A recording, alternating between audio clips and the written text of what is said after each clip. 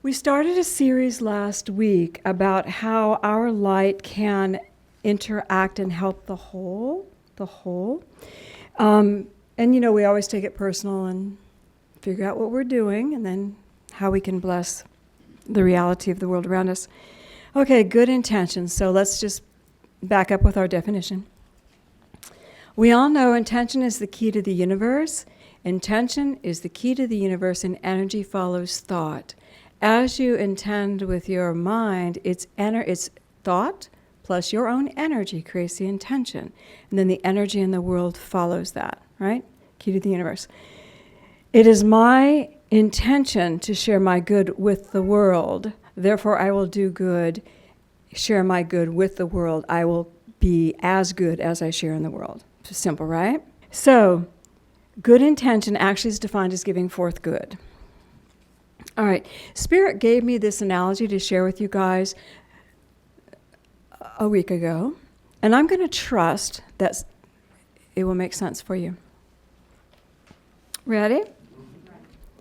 There was a mom who had a little girl, let's say she was a middle schooler, and she was getting ready to take her back to school shopping. I don't know if that's a thing anymore, but that used to be a thing. So the mom had set the intention of taking the little baby girl back to school shopping. She had the budget ready to go. They all pile in, everybody goes. And so as they're shopping, mom has this great intention to support her daughter in school. As they're shopping, they're looking at things, and the mom goes, "Oh, no, look, this is beautiful. This will match your eyes. This is fabulous." And then the mom is helping find something else. "Oh, that's amazing. Look at that."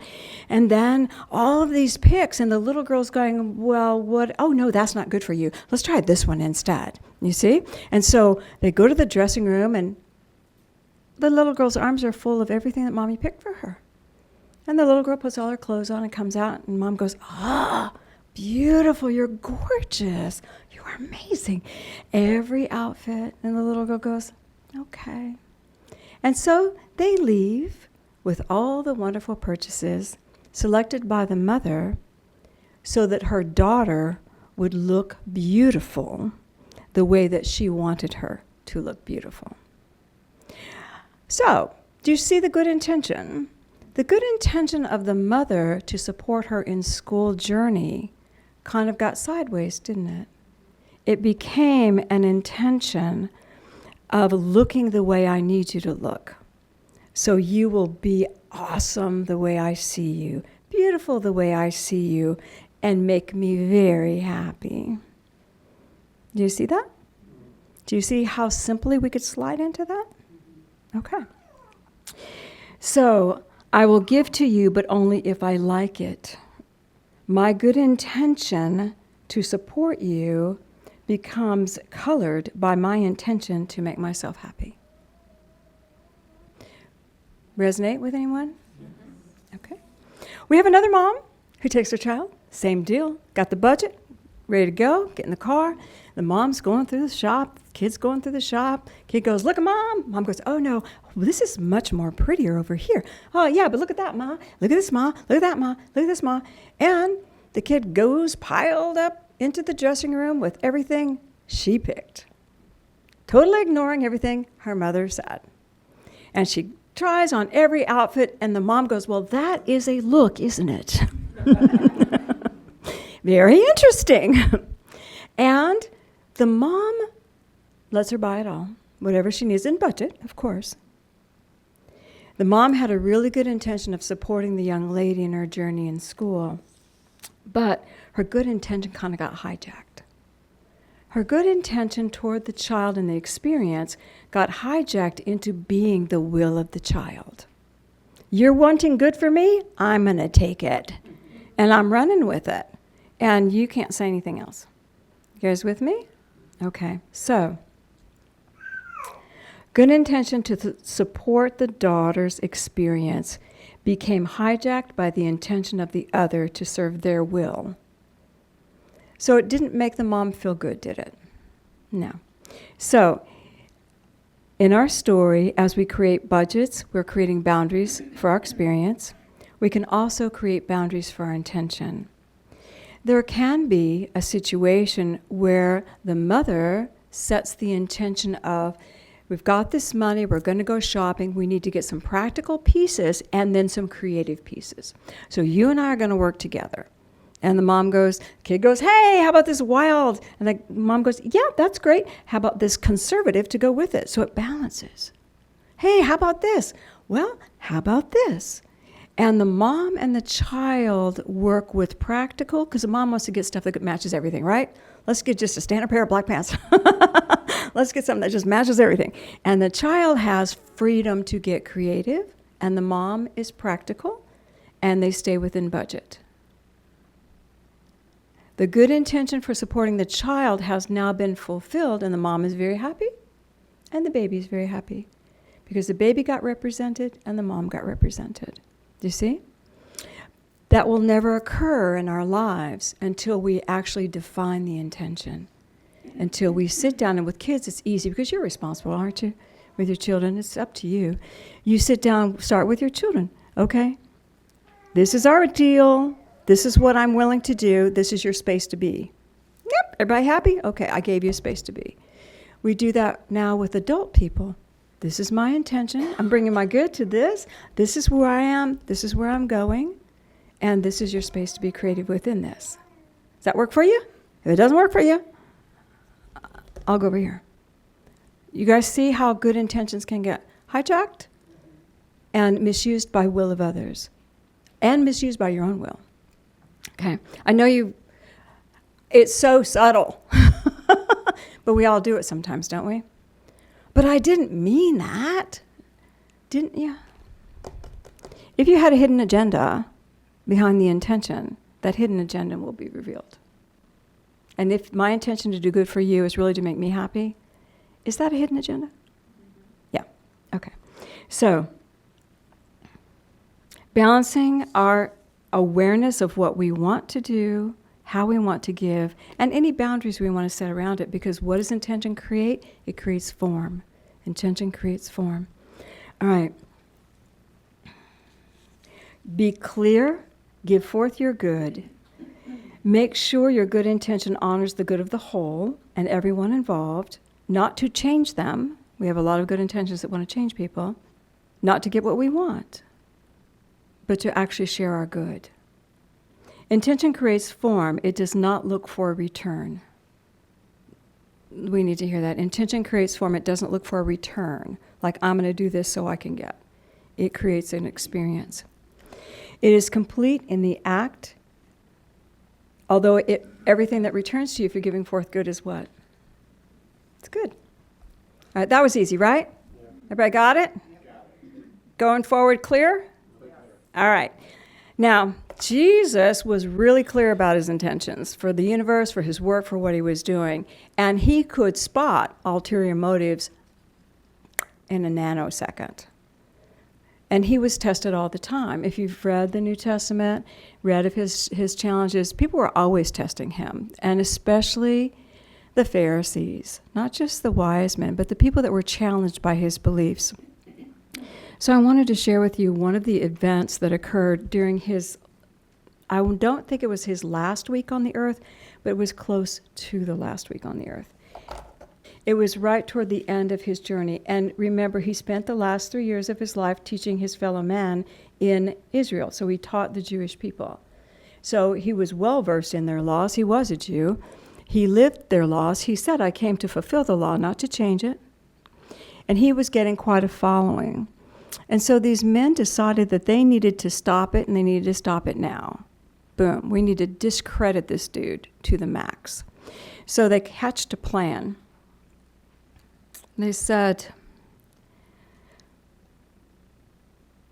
they were still alert to find a cause whereby they might condemn him by the words he spoke. They wanted to discredit him in front of the Jewish people. The officers had taken in the very act of crime a courtesan. As Jesus taught, they brought this woman and set her in the midst and said, but a courtesan is a female that makes her living by sexual favors. In the ancient world, just to bring you up to speed, if a woman was not married and not in her husband's care, there weren't very many jobs. That's why Jesus said, don't divorce if you can help it. because the only job available to a female was to become a courtesan. So the woman was caught in the act. When I was a little girl and I'd read that, and I mean little girl, I said, well, where's the guy? Why are you bringing her only caught in the act? And I realized later, Dr. Rocco Errico does a lot of teaching on it, that she was pregnant.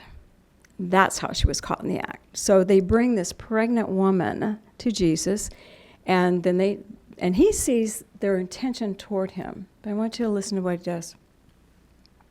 So they say to him, Rabbi, this vile woman has been taken in adultery.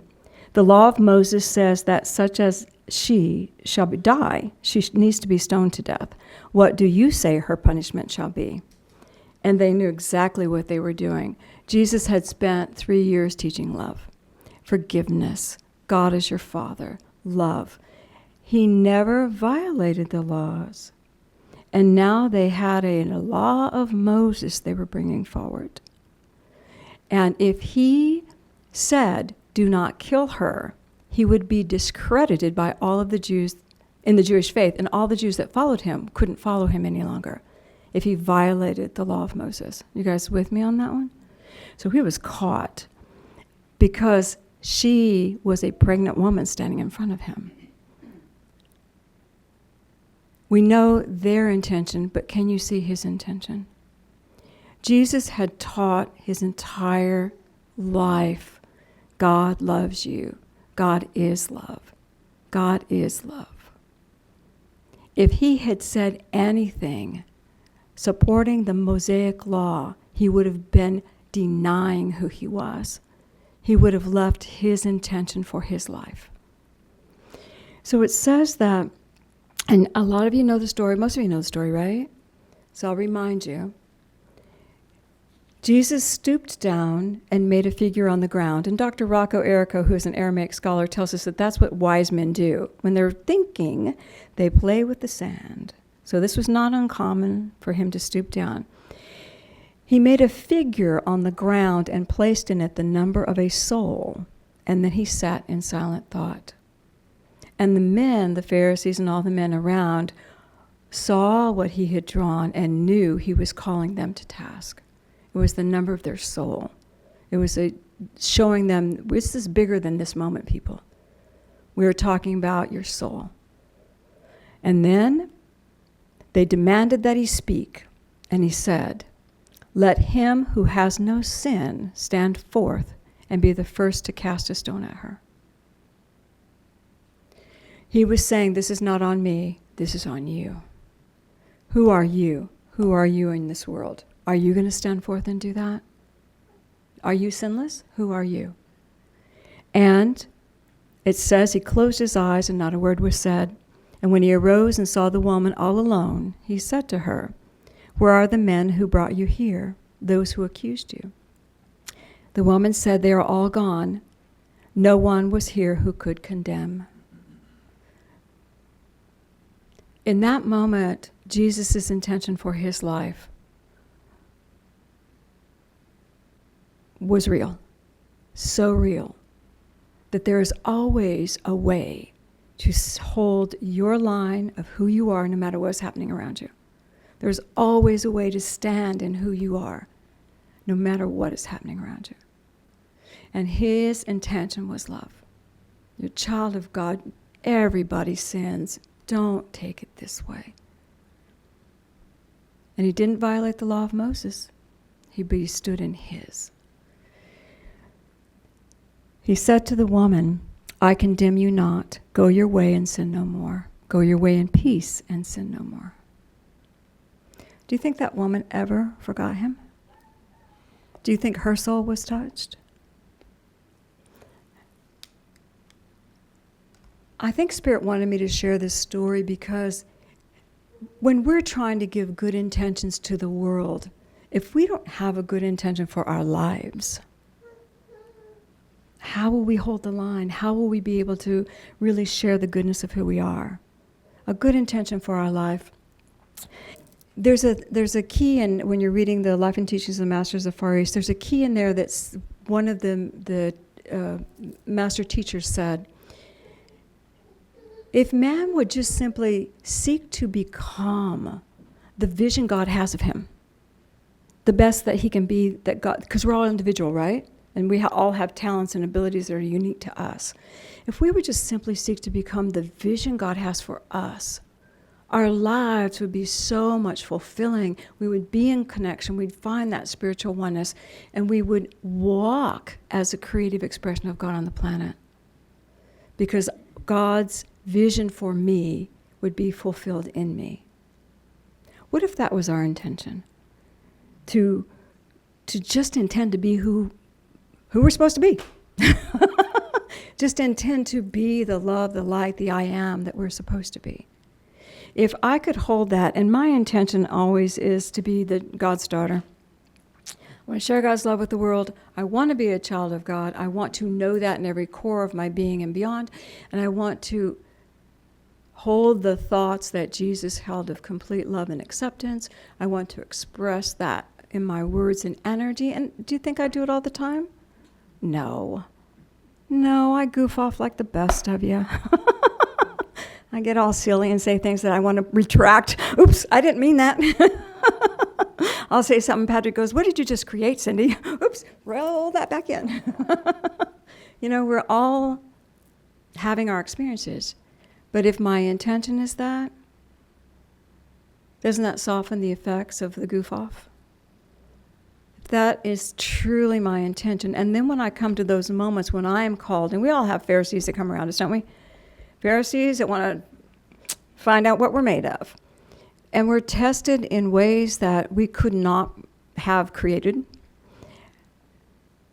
But when our intention about who we are is true, then who we are will be. We will stand in that moment. And if our intention about ourselves is to become all that we were here to become, then how can we give anything other than good to the world? How can we give anything other than let me help you become what you need to become? I'm going to love you no matter where you are. What are you doing? I don't care. You become what you need to become. You see? So in the beginning, when I was talking about the good intentions of the mom and the little girl, that's how our human brain works, isn't it? That's how our human brain works. This is how our soul works. That's how our spirit works. And we can see if we are creating form with our intention, our energy, and our thoughts. And you don't have to be Cindy. You can say, I just want to have a more fun life. I want to stay more connected. I just want to be better in my mind. Whatever intention you want it for yourself. And then you can change it and grow it and make it different. Whatever you want for you. You start where you can believe it. Right? This is my intention for where I am today. And then we impact the whole. When we hold the beautiful light that we are God, that we love God, that we are in that care and keeping of God, and we are free to be who we need to be, we give permission to the entire globe to have that experience. And we affect the whole. All right. My good intention to change you, is that good? My good intention to live who I am, is that good? I can hold the good in that. If I'm trying to change you, I'm not holding the good. I move into power and control. Even though I may know what's better for you. But I've just moved into power and control. Right? So intentions really are the key to the universe. If we can use our skills, because we're the creators, we create our realities. If we use our skills to set good intentions every day, a day should not go by that we are not re-upping our intention. Even when you pray in the morning and you say, okay, God, let it be a fabulous day, what are we doing? We're setting an intention.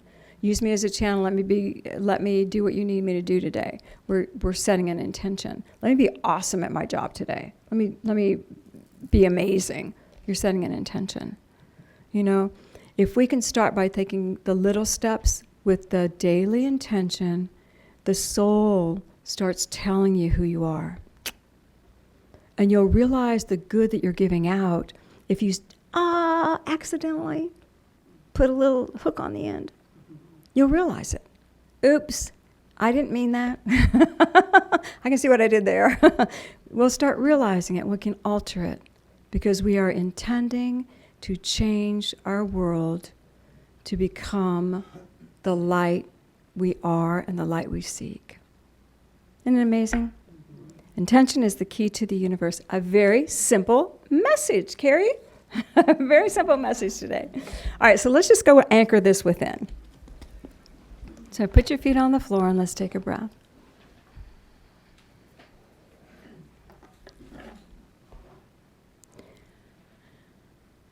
Father, we open our hearts, and I ask that your infinite love just fill us.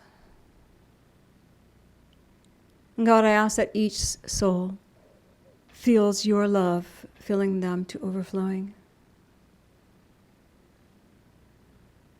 God, help us remember that we are your children. Every human walking is your child. And help us remember the power of the love that moves through our hearts. And just breathe and see a beautiful column of light come over you and feel the love of Jesus Christ by your side. You might feel his presence, you might see him. And just feel the support. And lift up the column just a little bit. Imagine you can just lift up a little bit into the light. And step into a beautiful space of peace. And begin to feel the energy around you. I would like to feel the truth of who I am. And begin to feel the vibration of your truth, your true nature, yourself. It may be multifaceted, it may be a single energy or color, it could be anything. I accept the truth of who I am, that I am capable of seeing today. And I want you to breathe it in.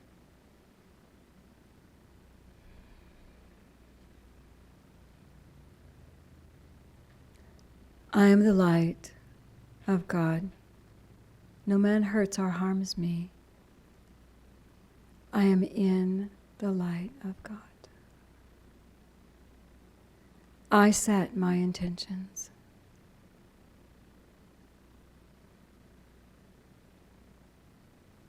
I am the light. Breathe it in. Feel the love around you. And just know that that love is in you. And feel that touch of Jesus as you get back in your column of light and just gently come back down.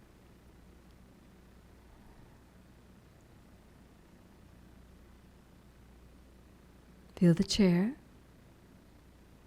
Send love to your life. And when you're ready, you can open your eyes.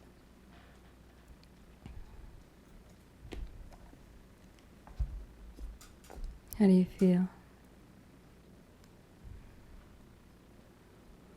You are the child of God. And Spirit said, no man hurts or harms me. That was the intention they gave you today. You are safe in the heart of God. Feel you. Take that light into the world. And follow your hearts. Say, yay, God.